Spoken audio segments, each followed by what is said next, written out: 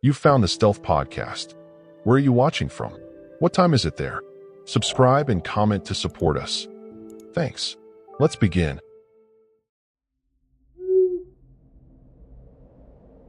What started as a quiet night parked near a small airfield turned into something I'll never forget.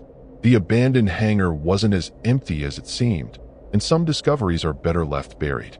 My name is Marcus Delacroix.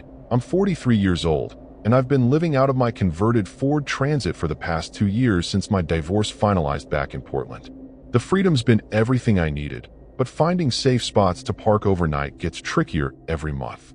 That's how I ended up at Petaluma Municipal Airport on a foggy October night, thinking I'd found the perfect hidden spot. The airport sits about an hour north of San Francisco, and most folks don't even know it exists.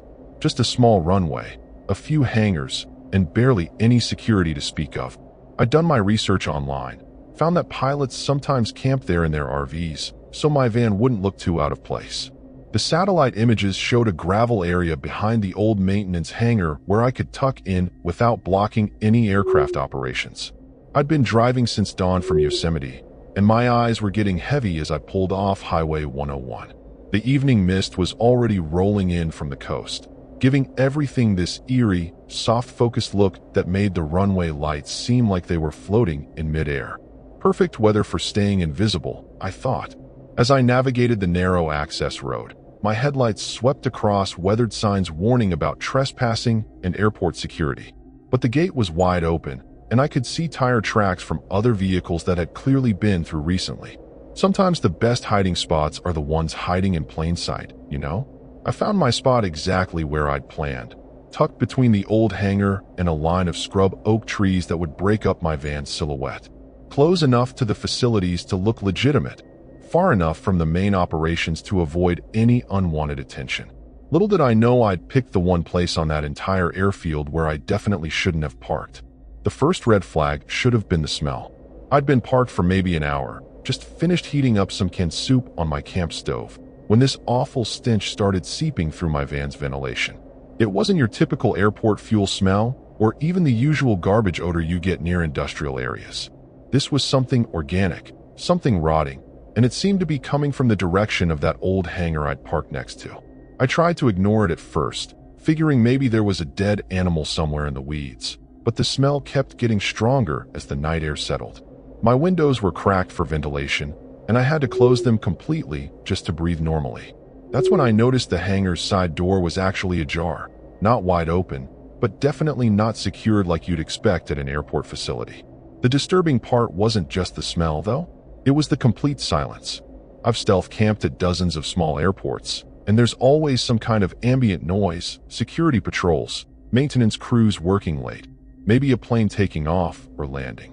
But Petaluma Municipal was dead quiet except for this low humming sound that seemed to vibrate through the ground itself. My curiosity got the better of me around 10 p.m. I grabbed my flashlight and decided to take a quick walk around the perimeter, telling myself I was just checking to make sure my van wasn't blocking anything important. But really, I needed to figure out what was causing that horrible smell before I spent the whole night breathing it in. As I approached the hangar's open door, the humming got louder, and I could see there were lights on inside. Not the bright fluorescence you'd expect, but these dim, flickering orange lights that cast weird shadows on the walls. The smell was overwhelming now, and I realized I'd made a serious mistake coming to investigate alone. What I saw through that hangar door still haunts me. The entire floor was covered with these large plastic sheets, and there were dozens of metal containers arranged in neat rows like some kind of industrial operation. But the most disturbing thing was the man in the hazmat suit who was methodically pouring liquid from unmarked drums into smaller containers, completely oblivious to my presence. The orange lighting was coming from heat lamps positioned over each workstation, and now I understood the humming. It was some kind of ventilation system running at full capacity, trying to manage whatever toxic process was happening in there. This wasn't aircraft maintenance or normal airport operations. This was something illegal, something dangerous, and I was witnessing it from about 20 feet away. I started backing away slowly, but my boot scraped against a piece of loose gravel, and the sound echoed off the hangar walls like a gunshot. The figure in the hazmat suit stopped what he was doing and turned toward the door. Even through the protective mask, I could tell he was looking directly at me, and for a moment we just stared at each other in complete silence.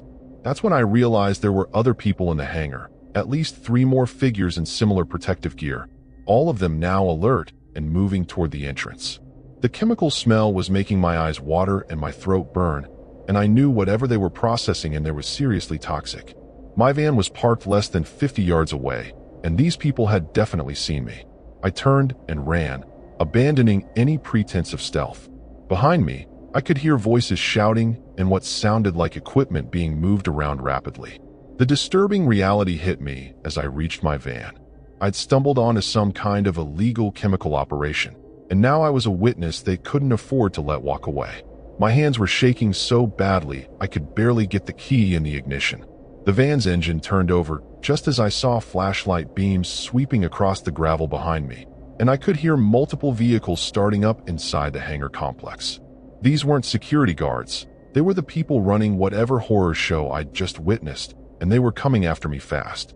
I floored it toward the access road, my headlights cutting through the fog as I tried to remember the exact route back to Highway 101. The problem with small airports is there's usually only one way in and out, and I was betting these people knew every inch of this place better than I did. My rearview mirror showed at least 2 sets of headlights gaining on me, and they weren't trying to be subtle about it. The chase turned into a nightmare as soon as I hit the narrow county road leading away from the airport. My van was heavy and not built for speed, while whoever was behind me had vehicles that could actually handle these winding roads. They started trying to ram me from behind, and I realized they weren't planning to just scare me off. They were trying to force me off the road entirely. I managed to reach Highway 101, but instead of safety, I found myself in even more danger. The late-night traffic was sparse, and my pursuers used that to their advantage, boxing me in and trying to force me toward the shoulder. The chemical burn in my throat was getting worse, and I realized I'd been exposed to whatever they were processing in that hangar. Just when I thought they had me trapped, I saw the lights of a CHP station ahead and made a desperate decision. I pulled directly into their parking lot, laying on my horn and flashing my lights like a madman. The patrol cars behind me scattered immediately, disappearing back into the fog like they'd never been there at all. But I knew they'd gotten a good look at my van, and this wasn't over. The California Highway Patrol officers were professional but skeptical when I tried to explain what I'd seen at the airport. They took my statement, checked my ID, and even called ahead to have someone investigate the hangar. But by the time they got there, the place was completely clean. No chemicals, no equipment, no evidence of any illegal activity whatsoever. What made it worse was the slow realization that I'd been exposed to something toxic during those few minutes near the hangar door. Over the next several days, I developed a persistent cough, skin rashes, and these terrible headaches that wouldn't go away no matter what medication I tried. The emergency room doctors couldn't identify what I'd been exposed to without knowing the specific chemicals involved. The disturbing truth is that I never found out what those people were really doing in that hangar, but the health effects have been permanent. My respiratory system was damaged, and I've had to give up the van life completely because I can't handle sleeping in enclosed spaces anymore. The anxiety and breathing problems make it impossible. 6 months later, I tried to research what happened at Petaluma Municipal that night, but there was no record of any investigation, no arrests, no follow-up reports. It's like the whole incident was erased from official records, which tells me this operation was bigger and more protected than I'd imagined. Sometimes I wonder if they're still using that hangar, still processing whatever toxic substances I witnessed. The most horrifying part is knowing that I'll never be completely safe. They saw my face, they know my van, and they demonstrated that night that they have the resources and connections to make problems disappear.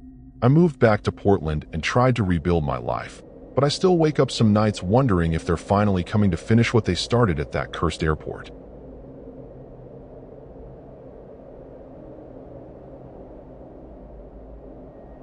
I thought I'd found the perfect overnight spot at a quiet coastal airport, but the old crop duster hangar held secrets that should have stayed buried. Some places are abandoned for good reasons, and I learned that lesson the hard way. I'm Elena Vasquez, 34 years old, originally from Bakersfield, but I've been living the van life for about 8 months now. After losing my job at the insurance company, I decided to hit the road in my converted Chevy Express and figure out what comes next. Most nights I can find decent spots to park, But coastal California is getting tougher with all the new restrictions and hostile locals who don't want van dwellers around. That's what brought me to Watsonville Municipal Airport on a cool September evening. I'd been driving down Highway 1 from Santa Cruz, looking for somewhere safe to spend the night, when I remembered reading about small airports being good for stealth camping. The place looked perfect from the outside, just off Freedom Boulevard, with several old hangars and what appeared to be minimal security presence. The airport sits in this agricultural valley about 20 minutes inland from the coast, surrounded by strawberry fields and old farmland. During the day, it probably sees decent traffic from small planes and flight training, but by sunset the place was completely deserted. I could see one runway with some basic lighting, a small terminal building that looked closed, and 3 large hangars that appeared to date back several decades. I chose to park behind the furthest hangar, figuring it would give me the most privacy and keep me out of sight from any security patrols. The building looked like it hadn't been used in years, peeling paint, broken windows, and weeds growing up around the foundation. Perfect for someone who needed to stay invisible until morning, or so I thought at the time. The sun was setting behind the coastal hills as I settled in for what I expected to be a quiet, uneventful night. I had no idea that this particular hangar had a history that locals preferred to forget, and that some stories from the past have a way of refusing to stay buried where they belong. The first strange thing happened around 9 p.m. when I was heating up some leftover pasta on my portable stove. I heard what sounded like an airplane engine, but when I looked outside, the runway was completely dark and empty. The sound seemed to be coming from somewhere nearby, maybe even from inside the hangar I was parked behind, but that didn't make any sense since the building was obviously abandoned. I tried to convince myself it was just traffic from the highway or maybe farm equipment from one of the surrounding fields, but the sound had that distinctive aircraft engine rhythm that's hard to mistake.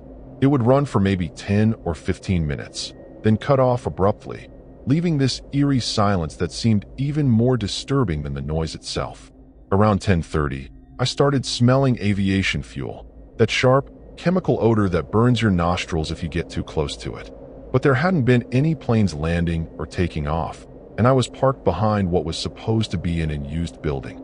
The smell was getting stronger by the minute, like someone was running engines or refueling aircraft somewhere very close to my location. That's when I noticed the light seeping out from under the hangar's back door, just a thin line of yellowish illumination that definitely hadn't been there when I first parked. The building was supposed to be abandoned, but someone was clearly inside, and they were doing something that involved aircraft and aviation fuel in the middle of the night. My common sense told me to just drive away and find another spot, but curiosity got the better of me. I'd been living in my van long enough to develop pretty good instincts about dangerous situations, but this felt different somehow, more mysterious than threatening. I decided to do a quick walk around the building just to satisfy my curiosity before moving on. What I discovered when I walked around to the front of that hangar still gives me nightmares. The main door was partially open, and inside I could see an old crop duster plane that looked like it had been restored to perfect condition. But the disturbing part wasn't the aircraft itself. It was the man working on it who appeared to be wearing clothes from the 1950s, complete with leather jacket and aviator goggles. He was moving around the plane with practiced efficiency, checking instruments and making adjustments like he was preparing for an immediate flight. But his movements seemed wrong somehow, too fluid and deliberate, like he was performing a routine he'd done thousands of times before. The yellow light I'd seen was coming from these old-style work lamps that cast strange shadows throughout the hangar interior. I stood there watching for maybe 5 minutes, trying to process what I was seeing, when the man suddenly stopped what he was doing and turned directly toward where I was standing. Even though I was hidden in the shadows outside the hangar, he looked right at me with these intense, penetrating eyes that seemed to see straight through the darkness. That's when I realized something was fundamentally wrong with this entire situation. The man's face had this waxy, unnatural appearance, and when he smiled at me, his teeth looked yellowed and decayed. The aircraft engine sounds I'd been hearing weren't coming from any modern plane. They had the distinctive growl of vintage engines that hadn't been manufactured in decades. I started backing away slowly, but my movement seemed to trigger something, because suddenly the hangar was filled with activity. More figures in old-fashioned flight gear appeared from the shadows, all of them moving with that same unnatural fluidity, all of them now focused on my presence outside their domain. I realized I'd stumbled onto something that defied rational explanation. I ran back to my van as fast as I could, but behind me I could hear the aircraft engine roaring to life, followed by sounds that made no sense, like a plane was actually taxiing out of that hangar despite the fact that there was no runway access from that building. My hands were shaking as I fumbled with my keys, and when I finally got the engine started, my headlights illuminated something impossible. The crop duster was somehow outside the hangar, positioned on what looked like a makeshift runway that definitely hadn't been there when I arrived. The pilot was still wearing that vintage gear, and he was waving at me in this mocking, theatrical way that made my skin crawl. Behind him, other figures were emerging from the hangar, all dressed in clothes from decades past. I floored the accelerator and headed for the airport's main exit, but in my rearview mirror, I could see the crop duster actually taking off, its engine noise growing louder as it gained altitude.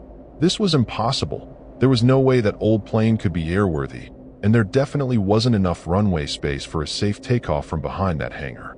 The nightmare got worse when the plane started following my van, flying low over the access road like it was tracking my escape route. I could see the pilot's face clearly in my side mirrors, and he was still smiling that horrible, decayed smile while maneuvering the aircraft with impossible precision in the limited space between trees and power lines.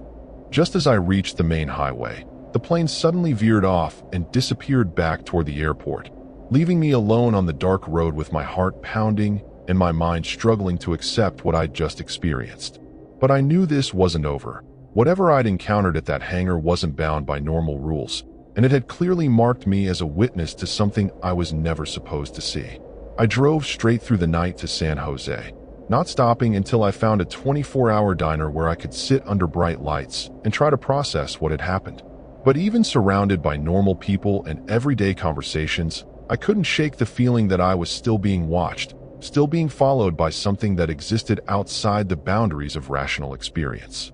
Over the next few days, I tried to research the history of Watsonville Airport, specifically that old hangar where I'd had my encounter. What I found was disturbing, but not entirely surprising. In 1967, a crop duster pilot named Raymond Kowalski had crashed during a night flight, his plane going down in the strawberry fields just north of the airport. His body was never recovered. The really horrifying part was learning that other people had reported similar experiences over the years, always involving that same hangar, always featuring a man in vintage flight gear working on an impossible aircraft. But these reports were dismissed as local folklore, ghost stories that tourists might find entertaining, but that no serious person would actually believe.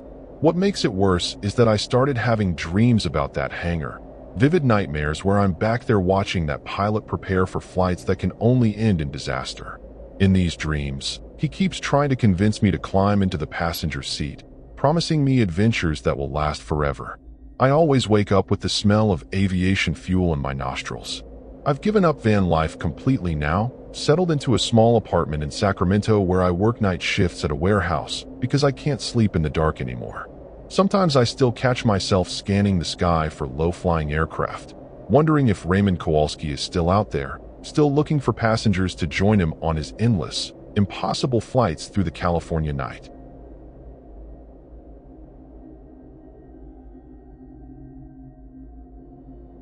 A routine overnight stop at a quiet airport turned into a waking nightmare when I discovered the maintenance crew working the graveyard shift weren't exactly what they appeared to be. Some jobs require a very specific type of worker, and I learned that the hard way. Name's Jake Thornfield. I'm 29 years old, and I've been traveling up and down the West Coast in my converted Sprinter van for the past year and a half. Originally from Seattle, but after my startup went belly up and my girlfriend left me for my business partner, I figured the nomad life was exactly what I needed. Most nights I can find decent spots to park, but California's getting harder with all the new ordinances against van dwellers. That's how I ended up at Hollister Municipal Airport on a foggy March night. I'd been driving south from San Francisco, looking for somewhere safe to crash for the night, when I remembered reading online that small airports often welcome RV campers. The place looked perfect, quiet rural location, minimal security presence, and several areas where I could park without being obvious about it.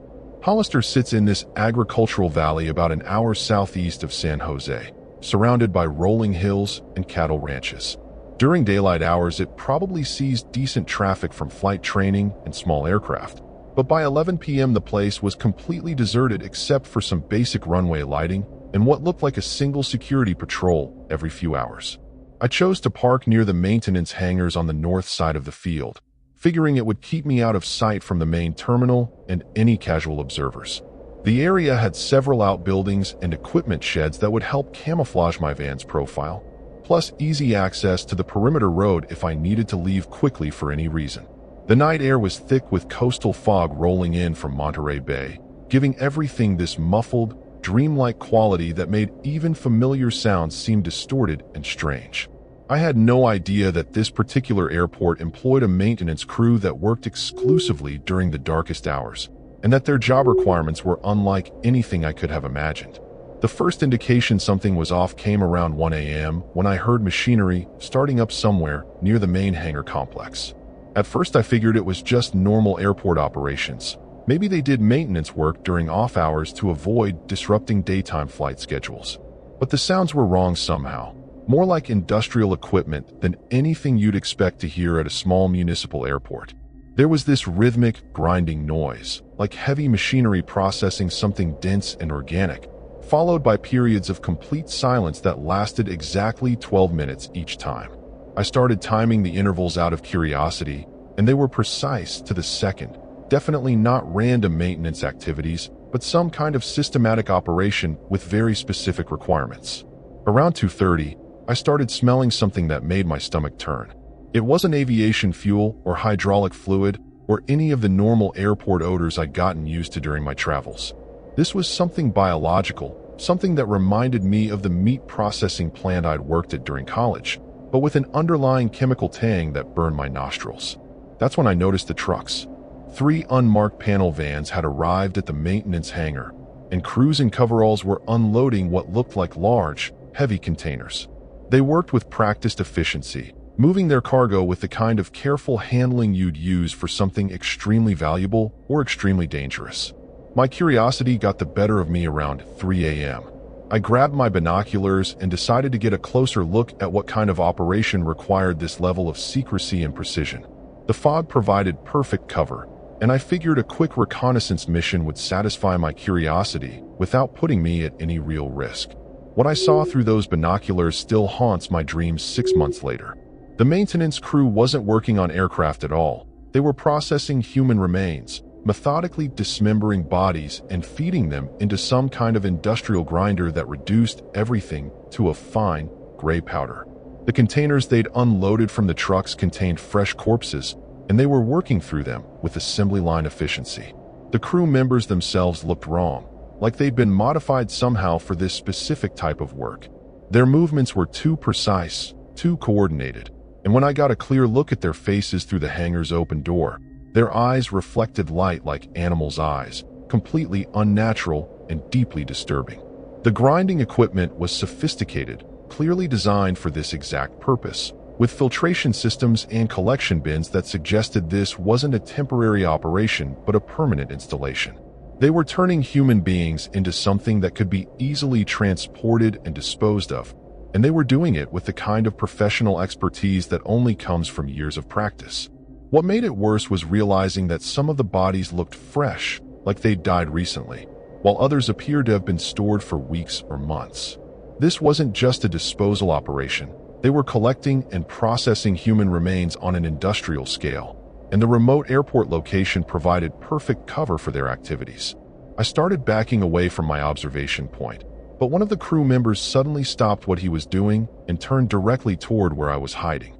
Even from 50 yards away, I could see those unnatural, reflective eyes scanning the darkness, and I knew he detected my presence despite the fog and my careful positioning. I ran back to my van as quietly as possible, but behind me I could hear the grinding machinery shutting down and voices calling out in some language I didn't recognize. These weren't normal human voices. They had this electronic quality, like they were being processed through some kind of vocal modification equipment that made them sound mechanical and inhuman. By the time I reached my van, I could see flashlight beams sweeping across the area where I'd been hiding, and at least 3 figures were moving in my direction with that same unnaturally coordinated precision I'd observed in the hangar. My hands were shaking as I started the engine, and I realized these weren't people I could reason with or explain my presence to. I drove toward the airport exit with my headlights off, using the runway lighting to navigate, but in my rearview mirror, I could see the panel vans starting up and beginning to follow me. They moved with the same systematic efficiency as their crew members, maintaining perfect formation and closing the distance between us with mechanical precision.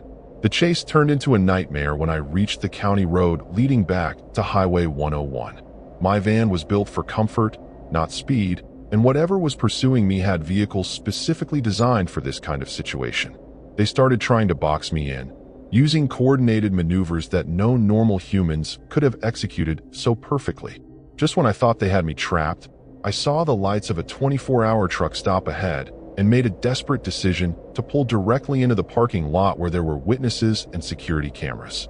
The panel vans immediately dispersed, disappearing into the night like they'd never been there, but I knew they'd gotten a good look at my van and license plate.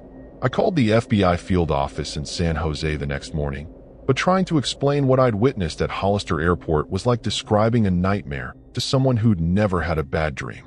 The agent I spoke to was polite but clearly skeptical, and when they investigated the airport, they found no evidence of any unusual activities or equipment in the maintenance hangars. What made it worse was discovering that people had been disappearing from the Central Valley for years, mostly transients, undocumented workers, and other individuals whose absence wouldn't trigger major investigations. The pattern suggested someone was systematically harvesting human beings for some kind of processing operation, and I'd stumbled onto their primary facility. The disturbing truth is that I'll never know who was running that operation or what they were really doing with the human remains. But the health effects started showing up within weeks. Severe respiratory problems from whatever chemicals I'd inhaled, persistent headaches, and a constant feeling that I was being watched wherever I went. 6 months later, I'm living in a studio apartment in Portland, working security at a shopping mall, and I still wake up some nights with the smell of that industrial grinder in my nostrils. I've had to give up van life completely because the isolation and darkness trigger panic attacks that leave me gasping for breath and checking every shadow for those unnatural, reflective eyes. The most horrifying part is knowing that the operation is probably still running, still processing human beings into whatever that gray powder was supposed to become. Sometimes I scan missing person reports online, wondering if I could have prevented some of those disappearances if I'd been braver that night, if I'd found a way to expose what was happening in that remote hangar before more people vanished forever.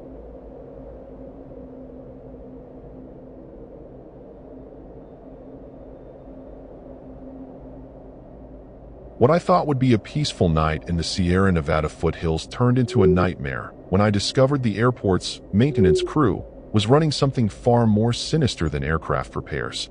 Some experiments should never see the light of day, and I wish I'd never seen what they were doing in those underground facilities. I'm Sarah Chun, 38 years old, originally from Los Angeles, but I've been living the van life for about 14 months now after my medical practice fell apart due to a malpractice lawsuit that wasn't even my fault. I converted a Ford Transit into my mobile home and decided to explore Northern California while I figured out how to rebuild my career. Most nights finding a safe parking spot isn't too difficult, but the mountain areas can be tricky. That's what brought me to Columbia Airport on a cold October evening. I'd been driving through the gold country near Sonora, looking for somewhere isolated to spend the night, when I remembered that small airports in rural areas often allow overnight camping. The place looked perfect from Highway 108, just a single runway nestled in the pine-covered hills with minimal lighting and what appeared to be zero security presence. Columbia sits at about 2,100 feet elevation in the Sierra Nevada foothills, surrounded by old mining country and dense forest. During daylight, it probably serves recreational pilots and maybe some emergency services, but by 9 p.m. the place was completely deserted except for a few hangar buildings and a small terminal that looked closed for the night. I chose to park behind the largest hangar, figuring it would provide good wind protection and keep me hidden from any casual observers. The building looked newer than the others, with fresh paint and modern security equipment that seemed out of place for such a remote location. But I needed shelter from the mountain wind, and the spot offered perfect concealment from my van. The night was crystal clear with stars visible through the thin mountain air, and I was looking forward to a peaceful evening reading and catching up on some online medical journals. I had no idea that this particular airport hosted research activities that were supposed to have been discontinued decades ago, and that some scientific boundaries should never be crossed. The first strange thing happened around 11 p.m. when I heard what sounded like elevator machinery, but there were no multi-story buildings anywhere near the airport. The sound seemed to be coming from directly beneath the hangar I was parked behind, like there was some kind of underground facility with active equipment running below ground level. I tried to dismiss it as my imagination or maybe geological sounds from old mining operations in the area, but the mechanical humming was too regular and purposeful to be natural. It would run for exactly 23 minutes, then stop for 7 minutes, then resume the same cycle. This was clearly some kind of automated system with very specific operational parameters. Around midnight, I started noticing vehicles arriving at the airport, not through the main gate, but from a service road that I hadn't seen during daylight hours. 3 black SUVs with government plates pulled up to what looked like a separate entrance on the far side of the hangar complex, and personnel in hazmat suits began unloading equipment and specimen containers. That's when I realized the hangar I was parked behind wasn't storing aircraft at all. The building was some kind of research facility, and whatever they were studying required biohazard protocols and underground laboratory space. The elevator sounds I'd been hearing were personnel and equipment moving between surface level and subterranean research areas. My medical training kicked in around 1 a.m. when I started recognizing some of the equipment being moved into the facility. Centrifuges, specimen storage units, and what looked like surgical instruments designed for very specific procedures. This wasn't normal airport operations. This was active biological research being conducted in complete secrecy at a remote mountain location. What I discovered when I got closer to investigate that facility still gives me nightmares. Through a window I wasn't supposed to be able to see, I watched researchers in full contamination gear working on what appeared to be human subjects, not cadavers, but living people who were conscious but completely paralyzed, their eyes moving frantically while various procedures were performed on their exposed brains. The underground laboratory was extensive, with multiple levels visible through the window, and each level seemed dedicated to different types of experimentation. I could see holding cells containing dozens of subjects in various stages of whatever process they were being subjected to, and monitoring equipment that suggested long-term studies rather than quick procedures.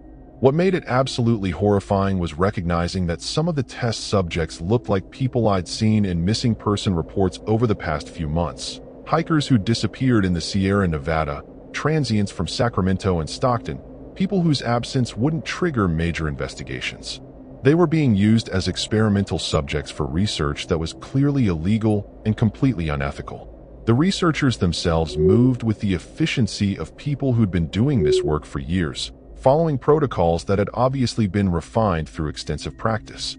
They were documenting everything, taking detailed measurements and samples, treating their human subjects like laboratory animals in some kind of systematic study of neurological manipulation.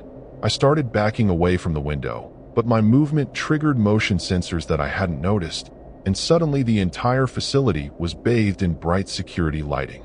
Alarms started sounding, and I could see researchers stopping their work and looking directly toward where I was standing. I'd been exposed, and these people had already demonstrated that human life meant nothing to them. I sprinted back to my van as fast as I could run, but behind me I could hear vehicles starting up and personnel shouting orders in what sounded like military terminology. These weren't just researchers. They were part of some kind of government operation with security protocols designed to handle exactly this type of situation. By the time I got my engine started, there were already 2 SUVs moving to block the access road, and I could see armed personnel in tactical gear deploying around my position. My van was fast enough on highways, but not built for off-road escape, and I was trapped in a mountain valley with limited exit routes and people who had no intention of letting me leave alive.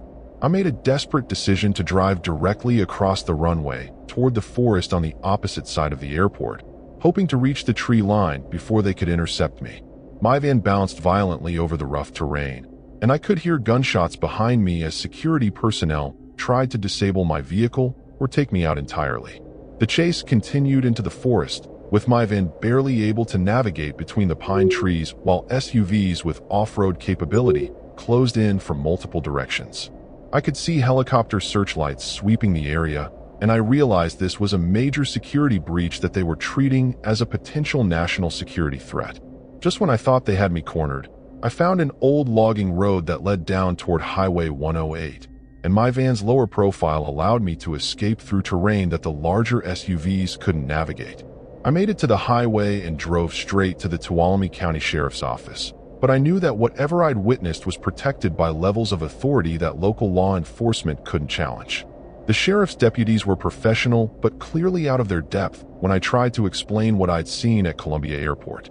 They took my statement and promised to investigate, but within hours I received a visit from federal agents who made it very clear that discussing my experience with anyone would result in serious legal consequences under national security provisions. What made it worse was learning that the research I'd witnessed was apparently part of ongoing studies into neurological control and human behavioral modification, programs that were supposed to have been discontinued after the Church Committee investigations in the 1970s.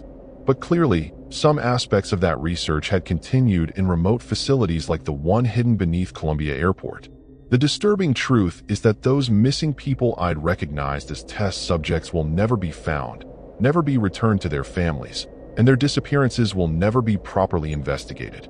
They've become permanent subjects in experiments that push the boundaries of what can be done to the human brain and nervous system.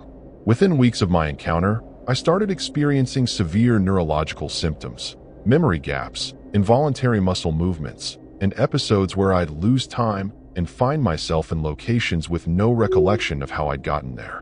I suspect I was exposed to some kind of experimental agent during my time near that facility, and the effects are getting progressively worse.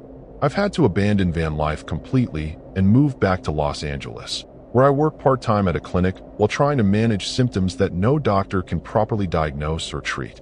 Sometimes I wonder if those federal agents decided I was too much of a security risk to leave completely alone, and that my ongoing health problems are actually part of a long-term study to see how their experimental compounds affect subjects in real-world conditions.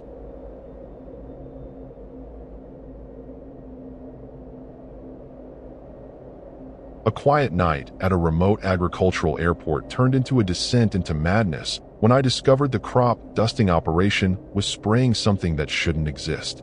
Some agricultural experiments crossed lines that were never meant to be crossed, and I became an unwilling test subject in their field trials. My name's Robert Martinez. I'm 51 years old, and I've been living out of my converted Econoline van for the past 3 years since my construction company went bankrupt during the recession. Originally from Fresno, but I've been traveling the Central Valley looking for work and safe places to park overnight. The agricultural areas usually offer good camping spots, and small airports and farming communities tend to be pretty tolerant of van dwellers. That's how I ended up at Byron Airport on a warm August night. I'd been driving east from the Bay Area, looking for somewhere quiet to spend the night before heading into the San Joaquin Valley for some potential roofing work. The airport sits right in the middle of agricultural country, surrounded by cornfields and vineyards, with what looked like active crop dusting operations during daylight hours. Byron Airport is basically a single runway with a few hangars and a small terminal building that serves the local farming community. Most of the aircraft I'd seen during my afternoon scouting were crop dusters and agricultural planes, which made sense given the endless farmland stretching in every direction. By sunset, the place was completely quiet except for the distant sound of irrigation equipment. I parked behind the largest hangar, figuring it would provide good concealment and keep me out of sight from any security patrols. The building housed what looked like several crop dusting planes and storage tanks for agricultural chemicals, standard equipment for this type of operation. The area smelled strongly of pesticides and fertilizer, but that was normal for farming country. The evening air was still and humid, with that heavy agricultural smell that comes from intensive farming operations. I was looking forward to a quiet night before continuing my job search in Modesto the next day. I had no idea that the crop dusting operation at Byron Airport was conducting field trials on experimental compounds that were designed to alter human behavior on a massive scale. The first indication something was wrong came around 10 p.m. when I started hearing aircraft engines. But when I looked outside, the runway was completely dark and there were no navigation lights visible anywhere. The sound seemed to be coming from multiple planes taking off and landing, but I couldn't see any aircraft or runway lighting that would make night operations possible at this small facility. I tried to convince myself it was just my imagination or maybe distant highway traffic, but the engine sounds were definitely aircraft, and they seemed to be following regular patterns like scheduled flights. Every 45 minutes, I'd hear a plane taking off, flying in a wide circle around the agricultural area, then landing back at the airport. This continued for hours despite complete darkness. Around midnight, I started smelling something that wasn't normal agricultural chemicals. This was something synthetic and cloying, with an underlying metallic taste that made my mouth water involuntarily. The odor was getting stronger each time I heard the planes flying overhead, like they were spraying something in the immediate area around the airport. That's when I noticed my behavior was changing in subtle ways. I felt unusually calm and compliant, like my normal anxiety and alertness were being dampened by some external influence. My thoughts were becoming sluggish, and I was having trouble maintaining focus on simple tasks like reading or organizing my camping supplies. By 2 a.m., I realized something was seriously wrong with my mental state. I was experiencing mild hallucinations, seeing movement in my peripheral vision and hearing voices that weren't there.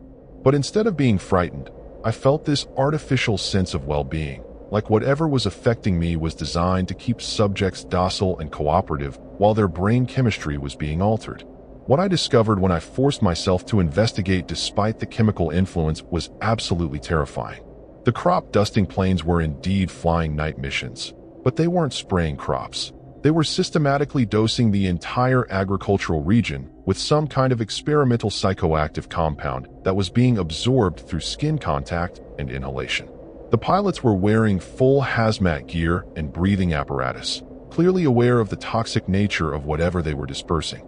But the farm workers, local residents, and anyone else in the area were being exposed without their knowledge or consent. I was witnessing a massive human experiment being conducted on rural populations who had no idea they were being used as test subjects. The storage tanks at the airport weren't filled with normal pesticides. They contained unmarked drums of the experimental compound, and I could see technicians in protective suits monitoring dosage levels and recording data from each flight. This was a systematic operation with careful documentation and scientific protocols, not some accidental contamination. What made it even more horrifying was realizing that the behavioral changes I was experiencing were exactly what the compound was designed to produce. Increased compliance, reduced critical thinking, emotional numbness, and mild hallucinations that would make it difficult for subjects to accurately report their experiences or organize any kind of resistance to the program. I started trying to document what I was seeing with my phone camera, but the chemical influence was making it hard to operate the device properly, and I kept forgetting what I was trying to accomplish. The compound was specifically designed to interfere with memory formation and logical thinking, making it almost impossible for exposed subjects to gather evidence or maintain coherent opposition to the program. I forced myself to get back in my van and drive away from the airport, but the chemical exposure was making it extremely difficult to concentrate on basic tasks like steering and navigation. My vision was blurry, my reflexes were slowed, and I kept experiencing episodes where I'd lose awareness of my surroundings for several seconds at a time. The roads around Byron Airport form a grid pattern through agricultural areas, and under normal circumstances it would be easy to find Highway 4 and escape to safer areas. But the experimental compound was interfering with my spatial reasoning and memory, making it almost impossible to maintain a sense of direction or remember which roads I'd already tried. I realized I was driving in circles, passing the same landmarks repeatedly while becoming increasingly disoriented and confused. The chemical influence was getting stronger rather than weaker, suggesting that the compound had cumulative effects that built up in the body over time. I was trapped in a contaminated area with diminished mental capacity and no clear escape route. Every time I thought I was making progress toward the highway, I'd find myself back at the airport or driving deeper into agricultural areas that all looked identical in the darkness. The compound was creating a kind of chemical maze where exposed subjects would become lost, and continue absorbing higher doses until they were completely incapacitated. Just when I thought I was going to be trapped there permanently, I managed to follow a string of rural mailboxes that led to a main road, and from there I could see the lights of Tracy in the distance. I drove straight to the emergency room, but by the time I arrived, I was having trouble forming coherent sentences or explaining what had happened to me. The emergency room doctors couldn't identify what I'd been exposed to without knowing the specific compound, and my blood tests showed unusual neurochemical levels that didn't match any known toxins or drugs. They kept me for observation, but there was no effective treatment for whatever was affecting my brain chemistry, and the symptoms persisted for weeks after the initial exposure. What made it worse was discovering that I wasn't the first person to report strange experiences in the Byron Airport area. Over the past 2 years, there had been dozens of reports of unexplained behavioral changes, memory problems, and neurological symptoms among farm workers and residents in the region, but these reports were dismissed as heat stress or pesticide exposure. The disturbing truth is that I'll never know the full scope of the human experimentation program I witnessed, but the permanent neurological damage suggests it involved compounds that were designed to create lasting changes in brain function. I've lost significant cognitive capacity, especially short-term memory and executive function, making it impossible to maintain employment or live independently. 6 months later, I'm living in an assisted care facility in Stockton, dependent on social services and unable to take care of basic daily activities. The experimental compound caused progressive brain damage that continues to worsen over time, and I suspect that was always part of the research design, to study long-term effects on human subjects who would never be able to seek proper treatment or legal recourse. The most horrifying part is knowing that the program is probably still active, still conducting field trials on unsuspecting rural populations throughout California's agricultural regions. Sometimes I try to warn people about what's happening, but my damaged cognitive function makes it impossible to present a coherent account, and healthcare workers dismiss my concerns as symptoms of mental illness rather than evidence of ongoing human experimentation.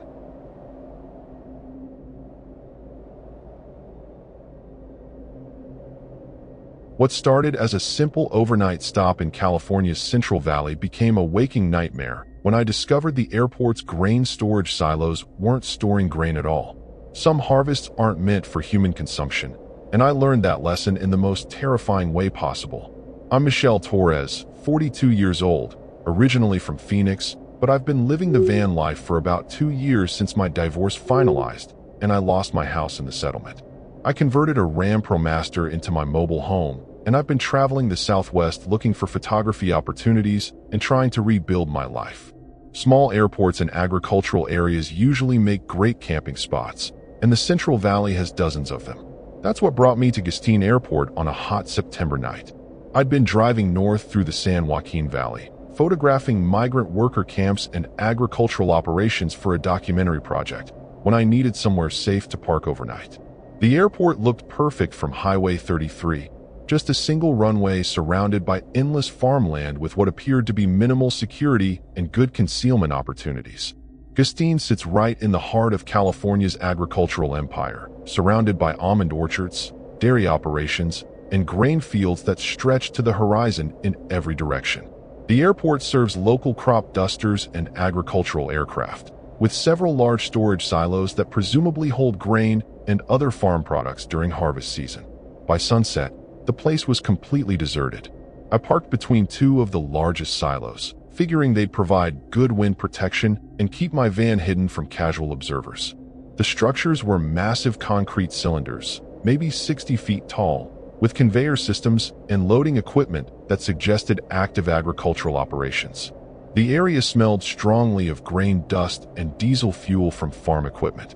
The evening was still and oppressive, with that heavy agricultural air that comes from intensive farming operations in valley heat. I was looking forward to editing some photos and getting a good night's sleep before continuing north toward San Francisco. I had no idea that those storage silos contained something far more sinister than grain, and that some agricultural operations serve purposes that have nothing to do with feeding people. The first strange thing happened around 11 p.m. when I heard machinery starting up inside the silos. But there shouldn't have been any grain processing operations running at night during off-season. The sounds were rhythmic and mechanical, like conveyor belts and sorting equipment, but with an underlying organic quality that didn't match normal agricultural processing. I tried to dismiss it as automated equipment or maybe late-night maintenance, but the sounds were too complex and purposeful to be simple machinery. There were multiple systems running in coordination, with what sounded like material being moved between different levels of the storage facility. This was clearly an active operation with specific operational requirements. Around midnight, I started smelling something that definitely wasn't grain dust or normal agricultural odors. This was something biological and decomposing, with a sweet, cloying quality that made my stomach turn. The smell was getting stronger as the night progressed, like whatever was being processed in those silos was reaching a critical stage in some kind of industrial procedure. That's when I noticed the trucks arriving. 3 refrigerated semi-trailers pulled up to loading docks that I hadn't seen during daylight, and crews in protective suits began unloading what looked like body bags or large specimen containers. They worked with practiced efficiency, moving their cargo directly into the silo complex through service entrances I hadn't noticed before. By 2 a.m., I realized this wasn't agricultural processing at all. The machinery sounds, the biological odors, and the careful handling of mysterious cargo suggested something far more sinister was happening inside those concrete structures. My curiosity overcame my common sense, and I decided to investigate what was really being stored and processed in those massive silos. What I discovered when I climbed the external maintenance ladder on the nearest silo still haunts every moment of my life. Through a service window near the top, I could see that the interior wasn't filled with grain at all. It was a massive vertical processing facility where human bodies were being systematically dismembered and converted into some kind of organic paste that looked like animal feed. The operation was industrial in scale, with multiple levels of conveyor systems, grinding equipment, and collection tanks that processed human remains with mechanical efficiency. Bodies were fed into the system at the top and emerged as a uniform, brownish paste that was being packaged in containers labeled as livestock feed supplement for distribution throughout the agricultural region. What made it absolutely horrifying was realizing that some of the bodies appeared to be fresh, while others looked like they'd been stored for extended periods. This wasn't just a disposal operation. They were systematically collecting human remains from multiple sources and converting them into products that were being sold to farms and ranches throughout California's Central Valley. The workers inside the facility moved with the coordination of people who'd been doing this work for years, following protocols that had obviously been refined through extensive practice.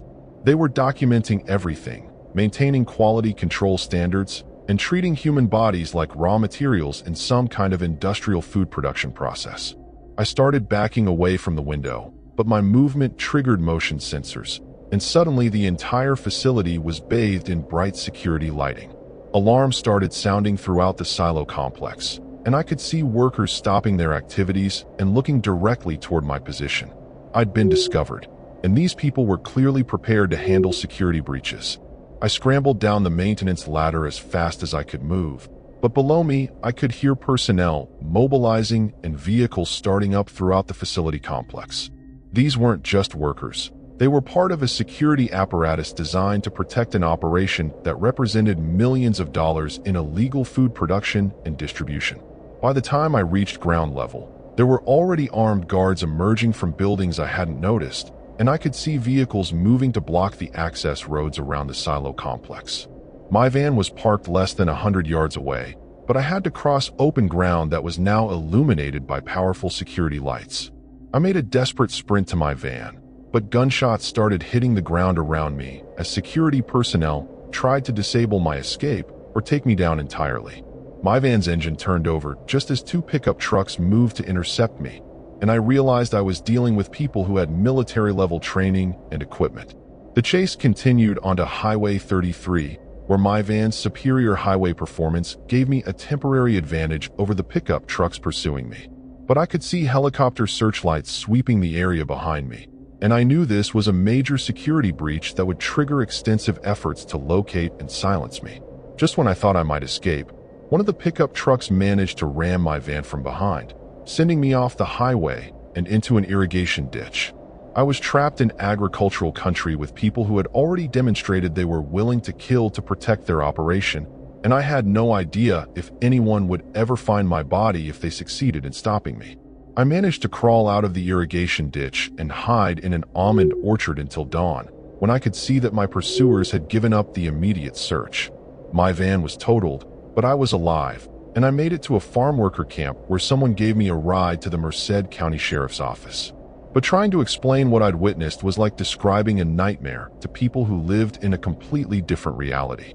The deputies were professional but clearly skeptical when I described an industrial facility that was processing human remains into livestock feed. They investigated the Gustine Airport area, but by the time they arrived, the silos appeared to contain normal grain storage operations with no evidence of any unusual activities or equipment. What made it worse was learning that livestock throughout the Central Valley had been showing unusual behavioral changes and health problems over the past several years, symptoms that were consistent with consuming feed contaminated with human tissue and industrial chemicals. But these reports were dismissed as normal agricultural issues rather than evidence of systematic food supply contamination. The disturbing truth is that I'll never know the full scope of the operation I witnessed, but the systematic nature of the processing suggested they were supplying contaminated feed to farms throughout California and possibly other agricultural regions. Millions of people have been consuming meat and dairy products from livestock that were fed processed human remains. 2 years later, I'm living in a studio apartment in Sacramento, working part-time at a photography studio, and I've developed severe anxiety around food that makes it almost impossible to eat anything produced by commercial agriculture. Sometimes I scan missing person reports, wondering how many of those disappearances ended up in those concrete silos, converted into feed that entered the food supply that sustains millions of unsuspecting consumers.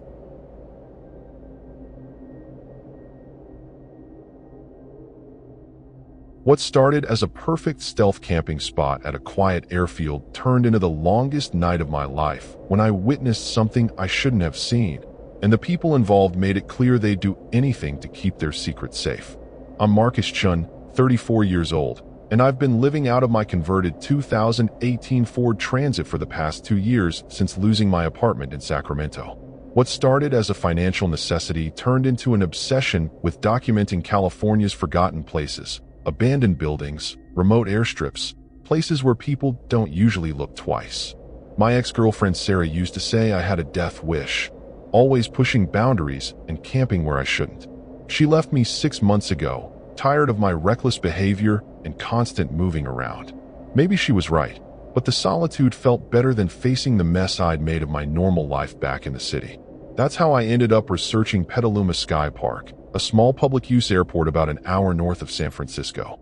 Online forums mentioned it as a decent stealth camping spot. Minimal security, no residential neighbors to complain, and enough aircraft traffic to make a van blend in with legitimate visitors during the day. I'd been planning this stop for weeks, studying satellite images and flight patterns. Most activities stopped around sunset, and the airport didn't have 24-hour security patrols according to my research. It seemed perfect for someone trying to stay invisible while documenting another piece of forgotten California infrastructure. What I didn't know was that other people had been studying this place too. People who had much more serious reasons for wanting to stay invisible than I did. And my arrival that evening was about to turn their carefully planned operation into something much more dangerous for everyone involved. I pulled into Petaluma Sky Park around 8 p.m. on a Tuesday evening, choosing a spot between 2 hangars where my van would be hidden from the main road. The place felt eerily quiet. No ground crew, no pilots doing pre-flight checks, just a few small aircraft sitting motionless on the tarmac like abandoned toys. The sunset cast everything in orange light, perfect for the moody photographs I wanted to capture.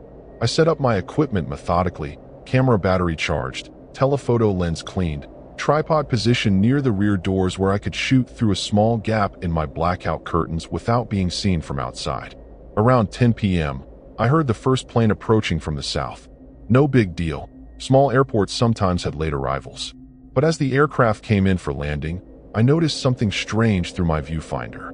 The plane's navigation lights were dark, just a shadow against the night sky guided only by the runway lighting. The Cessna taxied to a hangar on the far side of the field, maybe 200 yards from my position. I adjusted my camera settings for night photography and watched through the telephoto lens as several figures emerged from the hangar. They moved with purpose, using small flashlights to guide the pilot toward an open bay. Something about their coordination bothered me. These weren't casual aircraft enthusiasts or weekend pilots.